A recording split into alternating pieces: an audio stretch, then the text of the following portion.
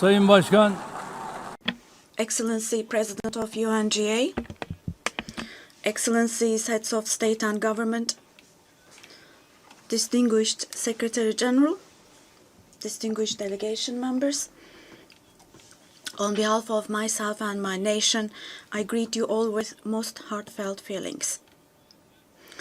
I wish for the 80th United Nations General Assembly to bring blessings to all humanity. I am deeply honored to address you once again from this podium, which represents the collective conscience of humanity. I congratulate Mr. Young, who has completed his term as President of the General Assembly, and I wish success to Ms. Baerbock, who has taken over this position. At the outset of my speech, I would like to first express my regret at the absence today of the President of the State of Palestine, Mahmoud Abbas, at a time when Palestine is being recognized by an increasing number of countries. Today, we stand here on this podium. I stand here on this podium alongside my 86 million citizens, also for our Palestinian brothers and sisters whose voices are being silenced. I'd like to thank all the countries who announced that they recognize the state of Palestine, and I call on all the other countries who have not done so yet to do so, to recognize the state of Palestine as soon as possible. Esteemed President, distinguished members, the United Nations Charter was signed in San Francisco 8 years ago, and it entered into force on October the 24th, 1945. I would like to recall here again the first words of the first article of the UN Charter. Quote, "The purpose of the United Nations is to maintain international peace and security," unquote. As we celebrate the 80th anniversary of the UN in this hall, grave events are unfolding in many parts of the world that cast a shadow over the very first words of the UN Charter's opening article.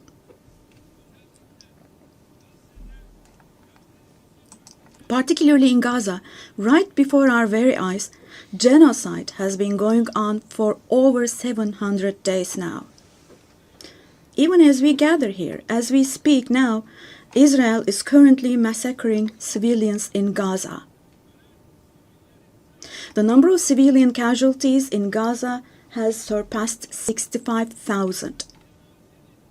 Unfortunately, the number of people who are still trapped under the rubble is not yet known, and more than 20,000 of those who died were children. For the last 23 months, a child has been murdered by Israel in Gaza every hour. Yes, every hour. These are not just figures, dear friends. All of these, each one of these is a person, a human being, innocent people. People are now being killed not with weapons, but with the weapon of starvation. In the 21st century, under the gaze of the civilized world, 428 people died of starvation. Out of those 428, 146 were children, and this number is increasing every day. Now, I will show you a photo, which is a picture from daily life in Gaza. The first photo, as you see, these are people. These are women with these cups that they are holding in their hands, cups and buckets. Just feel your conscience and answer the following question. Can we possibly have a reasonable reason for this brutality in 2025? But this shameful picture in Gaza has been unfolding and is being repeated every day for 23 months now. And there are 2.5 million Gazans who live in 365 square kilometers. And every day what happens is they are being dragged from one place to another. The healthcare infrastructure of Gaza is completely collapsed. Doctors have been killed, or they have disappeared while under custody. Ambulances have been hit. Hospitals targeted and destroyed. Treatment is not possible. Surgery is not possible. It's not possible to find medications. Now, dear friends, now as Tayyip Erdogan, with a heavy heart, with my heart bleeding here, I am telling you, innocent little ones, just 2 or 3 years old, without hands, arms, or legs, have become, unfortunately, a common sight to see in Gaza.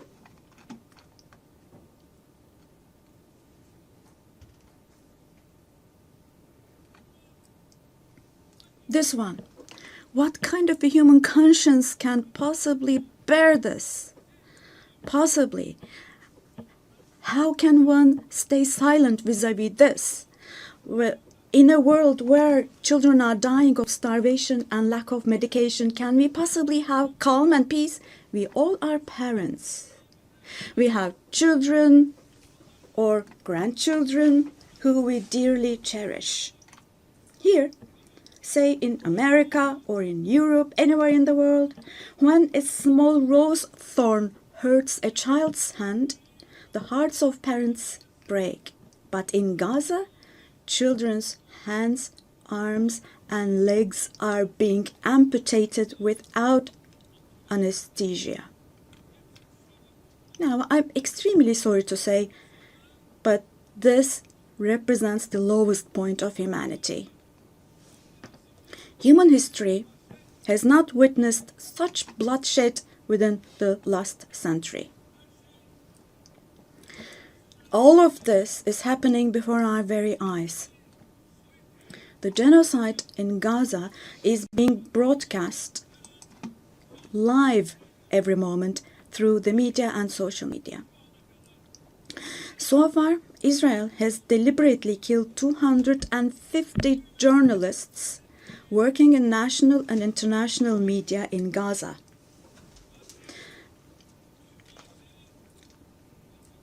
And they have closed all the entrance into Gaza, but they still have not been able to cover up the genocide.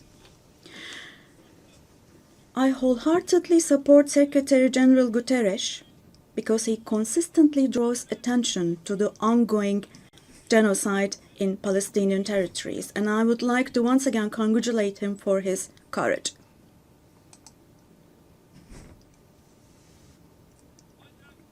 But the United Nations has not even been able to protect its own personnel in Gaza, unfortunately. In Gaza, 500 people rushing to help others have been killed. Out of those 500, 326 were UN staff members. Esteemed President, distinguished members, now, genocide, like the Holocaust, is a shameful concept which refers to the mass extermination of people. It's a barbaric concept. But today,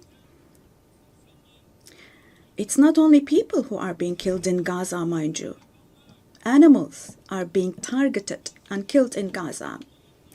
In Gaza, agricultural land, gardens, trees, grass, century-old olive trees are being destroyed. In Gaza, water supplies are being destroyed and polluted. Buildings, homes, libraries, hospitals, schools, mosques, churches, and historical structures in Gaza are being deliberately destroyed. The soil of Gaza is being rendered useless for humans, for animals, and for plants. So, Now, let me show you yet another photo. And let me ask you here. Look at this photo. What could this photo here possibly have to do with security concerns? This is being against life, don't you think? Let me state this openly from this podium. There is no war in Gaza. We cannot possibly talk about the presence of two sides in Gaza. Because in Gaza, on one side, there is a regular army with the most modern, most lethal weapons, and on the other hand, there are innocent civilians, innocent children. This is not fight against terrorism. This is an occupation, deportation, exile, genocide, and life destruction, mass destruction policy carried out by invoking the events of October the 7th. Today, while Gaza is being destroyed under the pretext of Hamas, concurrently, simultaneously, the West Bank, where Hamas is not in power, is also being occupied step by step, and innocent civilians are being massacred through executions. Moreover, Israel is not limiting itself to Gaza and the West Bank only. By launching attacks on Syria, on Iran, Yemen, and Lebanon, Israel is also threatening regional peace. Just recently, an Israeli attack took place against a delegation meeting in Qatar for ceasefire negotiations. The attack on Qatar has also shown that the Israeli leadership is now completely out of control. Netanyahu is not obviously interested in forging peace or releasing the hostages. Not only Israel's neighbors, but all countries in the Middle East are subject to the Israeli government's reckless threats. And we must realize the following. Due to the increasing aggression of Israel, in Europe and the West in general, the values that emerged after the Second World War have been eroded. The most fundamental human rights, such as freedom of expression, freedom of the press, freedom of assembly and protest, women's rights, children's rights, democracy, equality, and justice, have been shelved away. At this point, we all have to see the following truth, my dear friends. The Israeli government, driven by an obsession with the promised lands, is openly threatening regional peace and the shared values of humanity.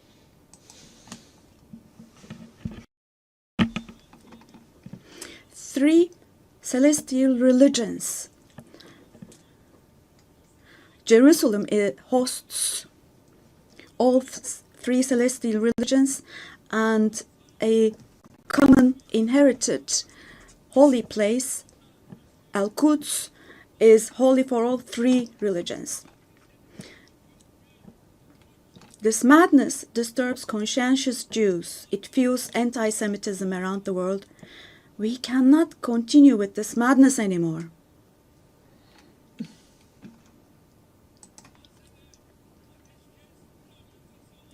We have to have ceasefire in Gaza as soon as possible. Attacks should stop. Humanitarian aid should be able to enter with no obstacles. The genocide team should be held accountable vis-à-vis international law. And God willing, this will definitely happen. Vis-à-vis the barbarity taking place in Gaza, everyone who is keeping silent is accomplice to this barbarity. From here, I would like to call on all the heads of state and government. Today is the day. Today is the day to stand firm alongside the oppressed Palestinians and alongside humanity. While your peoples back home are reacting to the barbarity in Gaza, do show the courage to take action here. Fulfill your humanitarian duty toward Gaza, where children are raising children. On this occasion, I would like to say the following. There are peoples all around the world who are taken to the streets. Unarmed activists and volunteers from different countries of the world, academicians, students, journalists, everyone, all the defenders of Palestine. I would like to say to them, thank you so much, and clear bows and favorable winds for their actions. Esteemed delegation members, for 13 years, I have spoken to you from this platform about the oppression and conflicts in our neighbor, Syria. Just as I raise my voice today for the oppressed people of Gaza, likely for 13 years, I have also drawn attention to the cries of the Syrians, and here I became their voice and breath as well. The persecution that caused the death of 1 million people and that forced millions more to flee their homeland has, thankfully, become a thing of the past with the December 8th revolution. Our Syrian brothers and sisters opened the doors to a new period as of December the 8th. I believe that the people of Syria who fought against a bloodthirsty regime will also be able to carry the victory they achieved at great cost to its rightful place, God willing. We'll support with all our means the vision of a one and unified Syria with no forms of terrorism, especially ISIS, being present. A free Syria where security is established is what we want. As stability takes root in Syria, the winners for sure will be all the neighboring countries, our entire region, along with Syrians. And the brotherly countries in the Gulf. I would like to thank them for their contributions for Syria to recuperate. All the regional and international actors who share the same principles with us, God willing, we will continue with our cooperation with all those actors in the same manner. Esteemed friends, we hope that the nuclear issue with our neighbor Iran will be resolved through diplomacy as soon as possible. It should not be forgotten that our region cannot tolerate yet another crisis. Meanwhile, the stability, security, and prosperity of our neighbor Iraq are extremely important for the well-being of our region. In this regard, we attach great importance to strategic moves based on stability and prosperity, such as the Development Path Project. In the north, we are hosting with great enthusiasm the Istanbul process between Russia and Ukraine, both of which are our neighbors.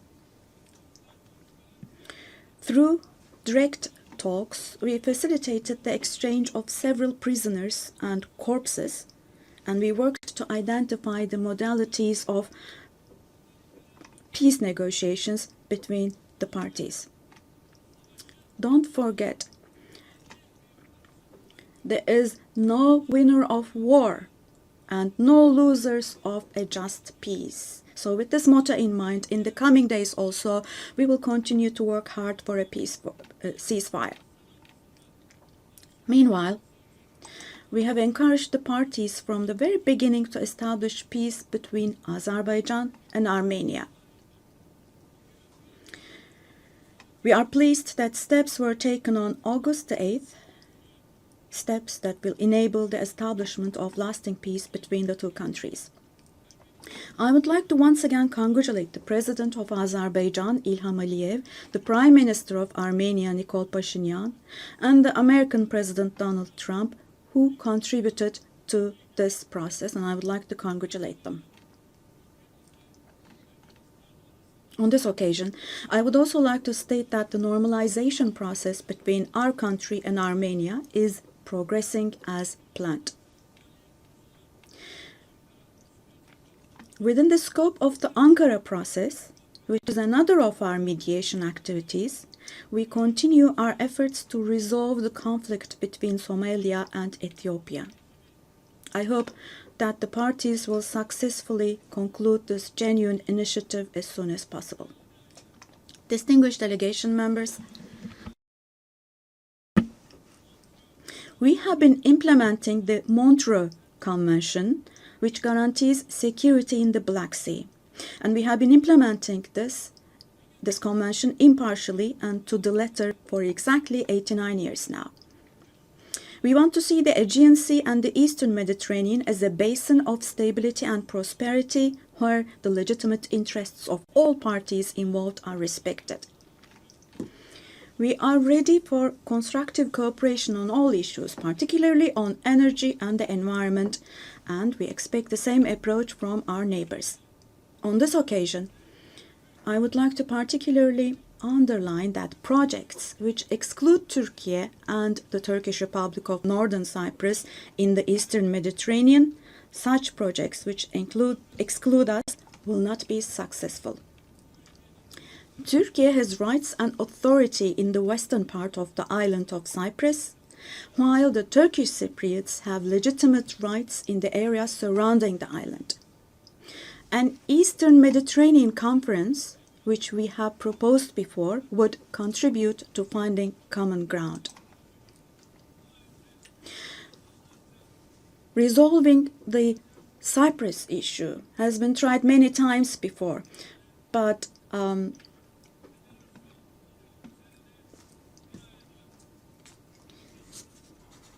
due to the rigid stance of the Greek Cypriot side, no resolution has been found. We cannot possibly have this as a foundation for a resolution of the issue.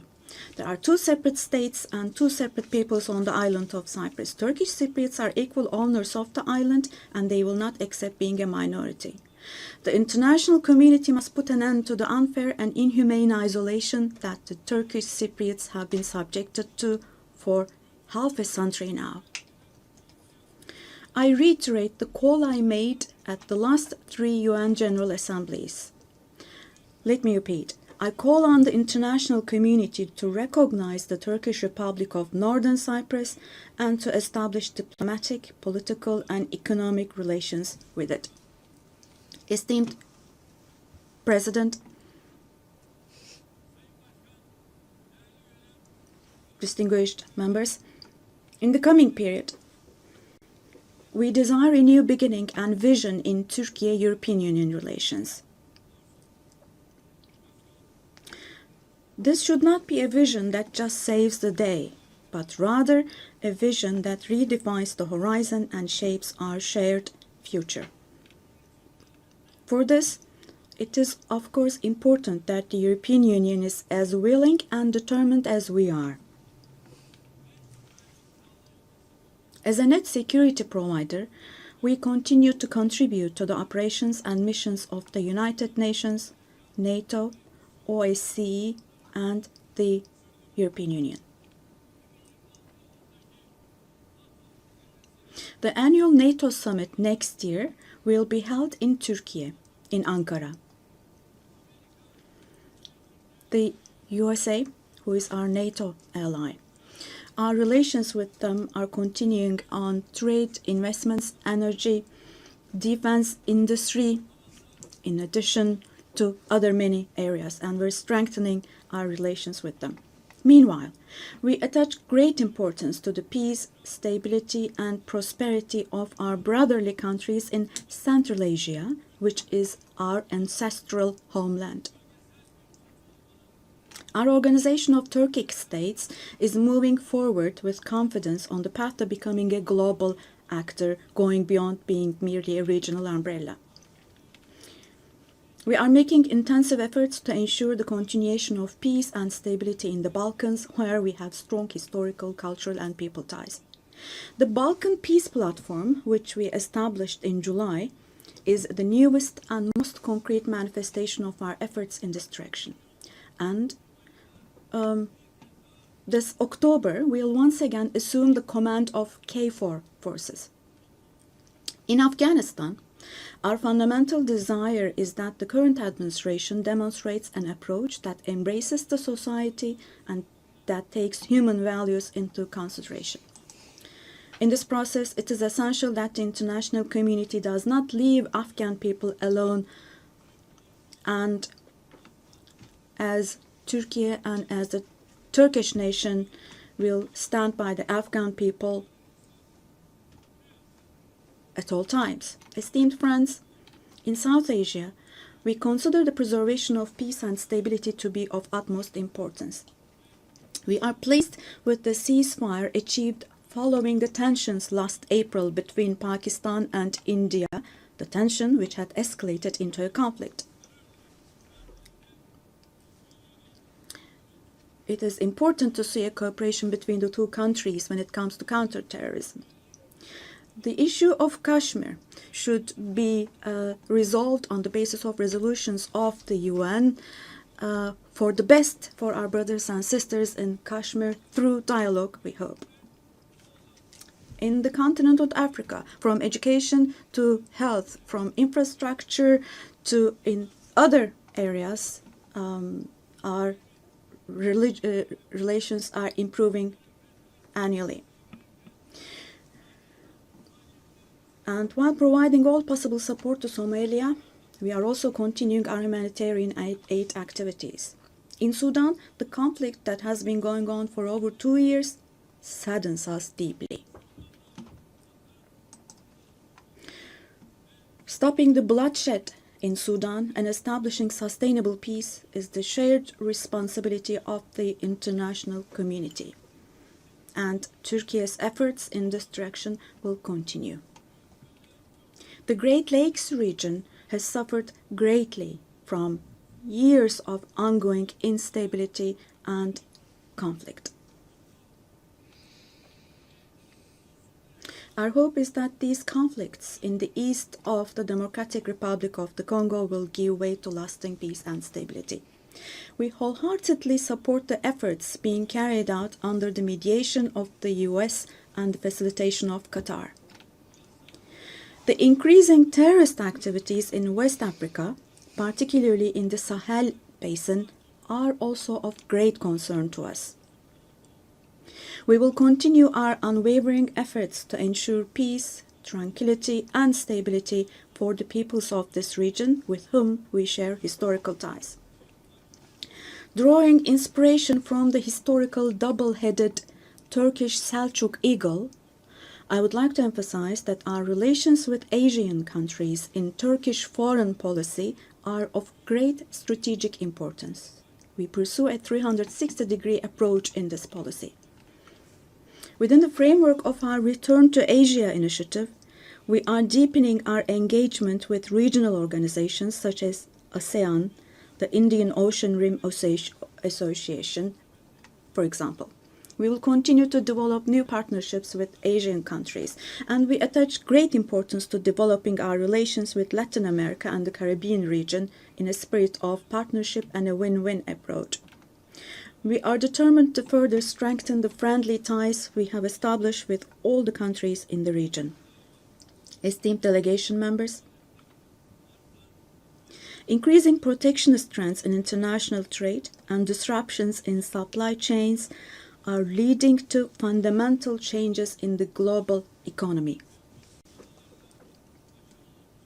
To successfully address current challenges, we support the reform of rules-based international trade, including the World Trade Organization. I believe access to affordable, safe, and sustainable energy is essential, particularly for developing countries, to be able to achieve their development goals.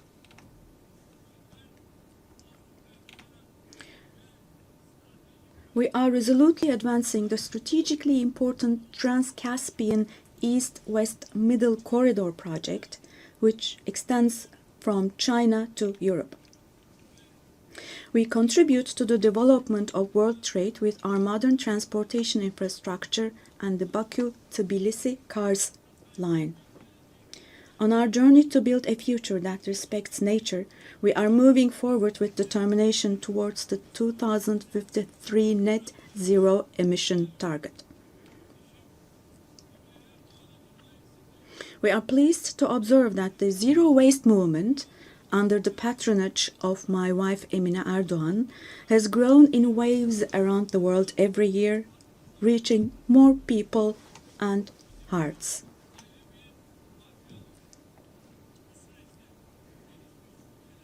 In this process, it is no longer a choice for developed countries to fulfill their responsibilities.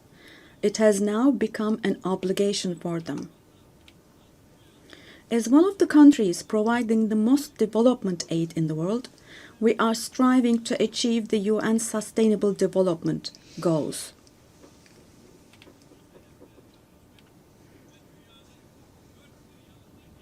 To achieve the 2030 goals, and to enable hundreds of millions of people around the world to live with dignity, we advocate for aligning the global financial architecture with the principle of leaving no one behind. And here, let me also particularly draw your attention to the following. While we grapple with geopolitical challenges, humanity is also witnessing an extraordinary leap forward in artificial intelligence, AI. The transformative power and the benefits offered by these technologies, no society should be deprived of these benefits. AI technologies should be used for the benefit of humanity, not as a new tool of domination. The UN Technology Bank for the Least Developed Countries, which we host in Turkey, plays a critical role in closing the digital and technological gap.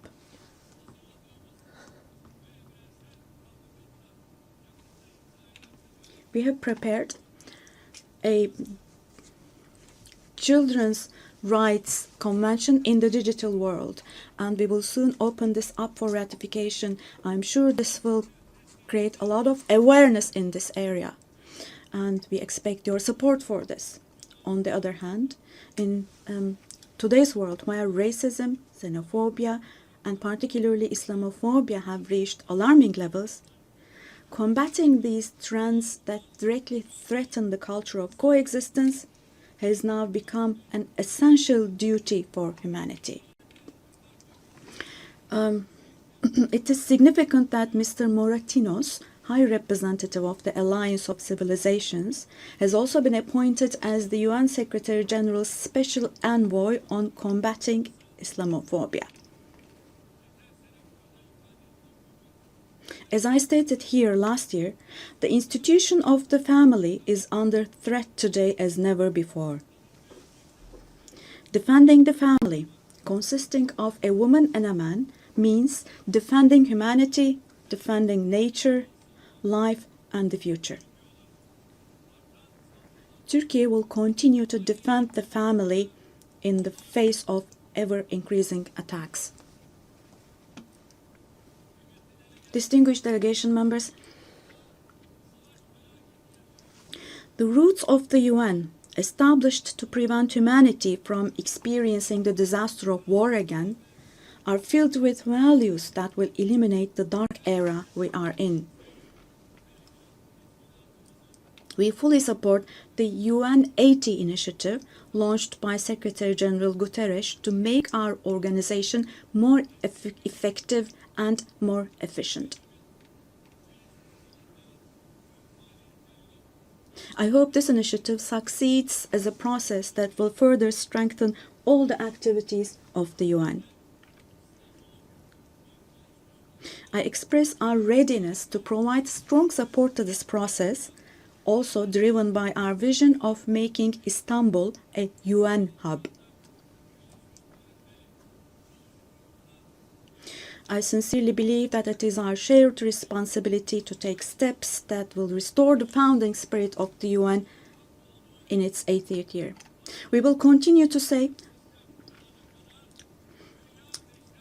the world is bigger than five until a system is established where the righteous are powerful, not the powerful are righteous. Our duty is not to abandon the system, but rather to repair it and to make it work again. Without a doubt, a more just, a fairer world is possible. Turkey will patiently continue its fight for the construction of a more just world. So may God help and aid us all. Once again, let me greet you all with kind regards and thank you. Subscribe to One India and never miss an update.